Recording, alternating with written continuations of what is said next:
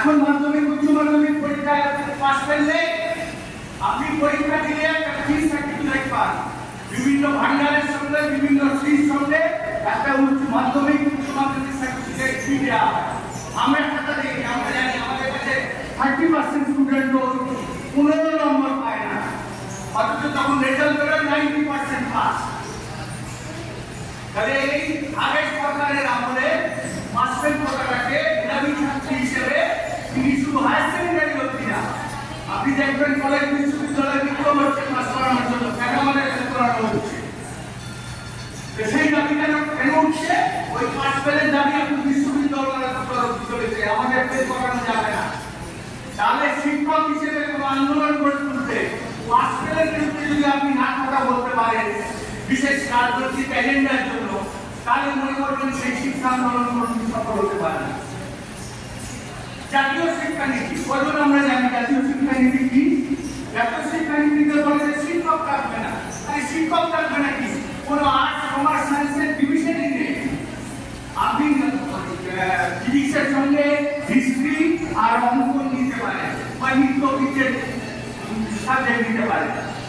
মানুষের ছাত্রছাত্রীদের মধ্যে যাতে যৌক্তিক বিচারবোধ তৈরি না হতে পারে সেই জন্য জাতীয় শিক্ষানীতি আর রাষ্ট্রীয় শিক্ষানীতি দাদা দিদির এজেন্ডা একই, কিন্তু আপনি মনে করবেন না ওই যে অমৃতেশ বাবু এটা যেটা আগে বলেছেন, আমি ওনার কথার সঙ্গে একমত।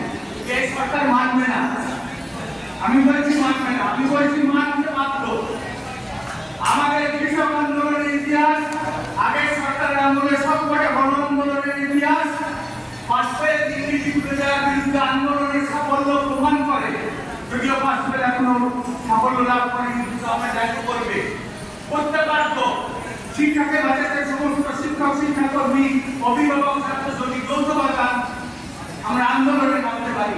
গণ আন্দোলনকে শাসক সবসময় ভয় পায়, বুকের মধ্যে বিদ্বেষ করে তাদের। সেই আন্দোলন অবশ্যই সাফল্য লাভ করবে। সেই জন্য আপনাদের সমস্ত শিক্ষক শিক্ষাকর্মীদের এক মঞ্চে নিয়ে আসতে হবে, সেখানে রাজনৈতিক দলের পরিচয় পিছনে ফেলে আসতে হবে। আর একটা কথা, এটাই আমি মূল বলে আমি শেষ করব। আপনারা সকলে বলছেন এই সরকার চায় না, আসলে কি জানেন? সরকার সত্যি চায় না। এই সরকারগুলো চালায় কারা? আপনারা জানেন আমেরিকায় ডোনাল্ড ট্রাম্প বেশি আজকে একটা সাইন করে দিয়েছে, ওটা সরকারি শিক্ষা ব্যবস্থাটাকে খুলে দেওয়ার অর্ডারে সাইন করেছে আমেরিকা। এটা আমেরিকা না, এটা গোটা ভারতবর্ষে যেখানে যেখানে দক্ষিণপন্থী ফ্যাসিস্ট সরকাররা ক্ষমতায় আসছে আগে শিক্ষাকে আক্রমণ করছে। আপনি বলেন এটা ডোনাল্ড ট্রাম্পের সিদ্ধান্ত? করেই না। আমেরিকার সরকার ডোনাল্ড ট্রাম্প চালাচ্ছে না, এলন মাস্ক তার আসল গুরু। ভারতে নরেন্দ্র মোদী চালাচ্ছে না, আদানি আম্বানি। নরেন্দ্র মোদী হচ্ছে পলিটিক্যাল ম্যানেজার, আপনাদের রাজ্য তাই। এই কর্পোরেট হাউস চায় এই হায়ার অ্যান্ড ফায়ার, মানে তুলবে, কয়েকদিনের জন্য কাজ করাবে, তারপর চাকরি দেবে।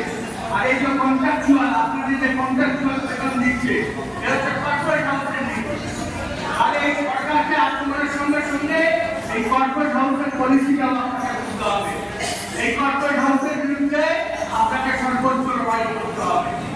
তা না করলে কিন্তু আমরা এই গণ আন্দোলনকে সফল করে দিতে পারি না।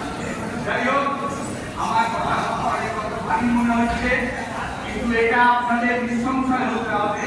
যারা এখনো কষ্ট করে দরিদ্র শুনছেন, বহু আন্দোলন করতে হবে, শুধু আসবে সবাই নিজের নিজের সুবিধা বাড়ি কাজে করে চলে যাচ্ছে।